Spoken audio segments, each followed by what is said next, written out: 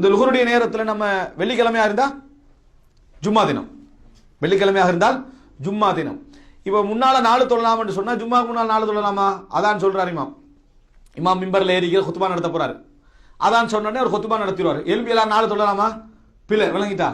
அது அதாவது ஜும்மாவுக்கு முன்னால் சுன்னத்து தொழுகைன்னு ஒன்று கிடையாது.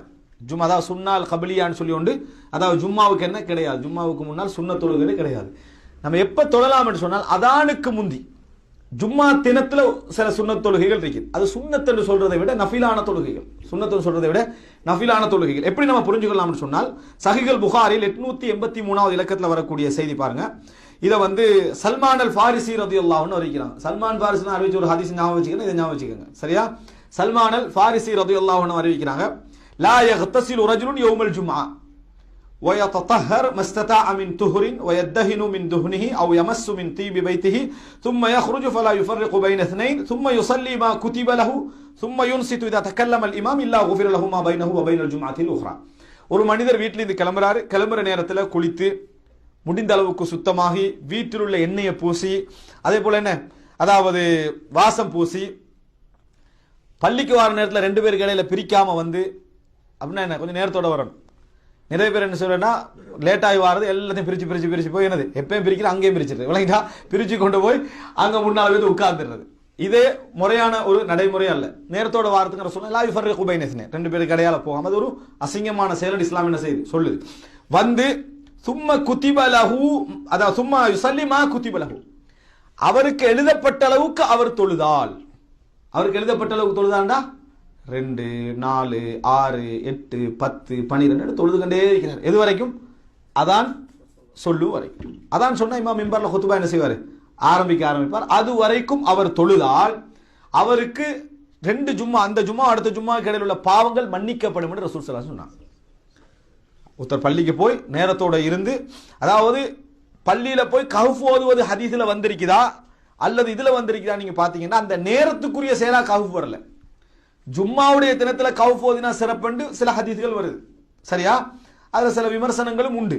இந்த ஹதீஸை நம்ம வெள்ளிக்கிழமை நம்ம எடுத்துக்கொண்டு சொன்னோம்னா நம்ம அந்த குறிப்பிட்ட நேரத்துல தான் கஹ்ஃப் ஓதணும்ன்றது இல்லை. நம்ம என்ன செய்யலாம்? சுபஹுக்கு பிறகு ஓதலாம், வேற வேற நேரங்கள் என்ன செய்யலாம், அதை ஓதிக்கலாம்.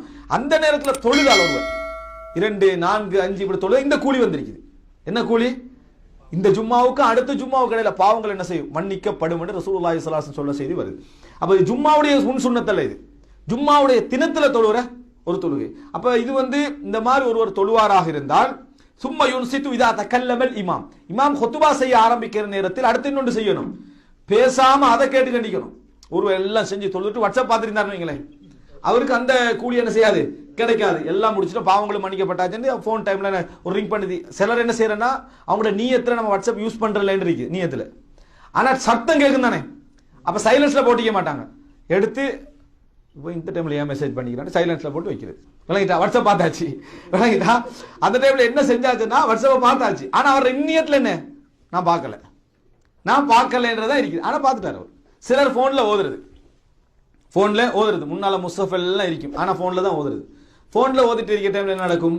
திடீர்னு நீங்க டேட்டா ஆஃப் பண்ணிக்க மாட்டீங்க, ஒரு மெசேஜ் வந்துடும். அல்லது டேட்டா எல்லாம் ஓஃப் பண்ணி வச்சிருப்பீங்க, விளங்கிட்டா? இந்த வைஃபை கனெக்ஷன் ஆன் பண்ணி வச்சு பக்கத்துல ஒன்று எப்பயோ ஹாட்ஸ்பாட் போட்டுப்பீங்க, அது பாஞ்சிருங்க, விளங்கிட்டா? இப்படி ஏதாவது முசீபத் செய்து அந்த ரேட்டால இழுத்து விட்டான்னு வைங்களே, உங்களுக்கு என்ன செய்யும்? அது பாலாகும். சாதாரண சில விஷயங்கள பரவாயில்ல, சில மெசேஜ் இருக்கும் உங்களுக்கு பகீரண்ட் ஆக்குற சில மெசேஜா இருக்கும். அன்றைக்கு ஜும்மா ஃபுல்லா க்ளோஸ், அன்றைக்கு ஜும்மா ஃபுல்லா என்ன செய்யும்? இப்படி மெசேஜ் பண்ணிக்கிறான், முழு ஜும்மாவும் என்ன செஞ்சிடும்? காலி ஆகிடும். எனவே எங்களை திசை திருப்பக்கூடிய எந்த விஷயத்தை நம்ம வச்சிடக்கூடாது. அதை விட நல்லது மொபைல் ஓபன் பண்ணி விட்டா என்னது பிரச்சனை முடிஞ்சு. இப்படி அதாவது சும்மா யுன்சித் இதா தக்கல்லமல் இமாம் பேச ஆரம்பித்தால் மௌனித்து கேட்கணும். இப்படி நடந்த அவருடைய பாவங்கள் என்ன செஞ்சிடும்? மன்னிக்கப்படும் என்று வருது. அப்ப இது ஜும்மாவுடைய அதாவது நாள்ல நம்ம தொழக்கூடிய சுன்னத்துகள்.